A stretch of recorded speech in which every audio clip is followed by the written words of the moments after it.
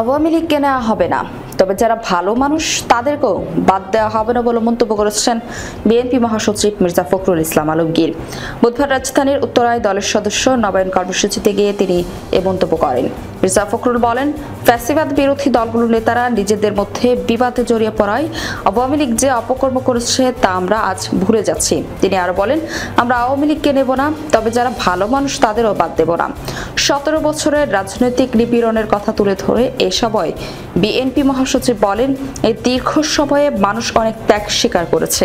তাদের একমাত্র চাওয়া গণতান্ত্রিক অধিকার ফিরে পাওয়া। আমাদের আন্দোলন সেই অধিকার ফিরিয়ে দেওয়ার লক্ষ্যে। নির্বাচন প্রসঙ্গে বিএনপির এই নেতা বলেন, যারা নির্বাচন চায় না তারা জানে নির্বাচন এলে যেসব সুযোগ সুবিধা এখন পাচ্ছে তার পাবে না, তাই তারা বাধা তৈরি করছে। লন্ডনের প্রধান উপদেষ্টা ডক্টর মোহাম্মদ ইউনূস ও তারেক রহমানের মধ্যকার অনুষ্ঠিত সাম্প্রতিক বৈঠক নিয়েও কথা বলেন মির্জা ফখরুল। তিনি বলেন, এই ধরনের বৈঠক রাজনীতিতে বিরল, তবে বৈঠক নিয়ে অনেকে অসন্তুষ্ট।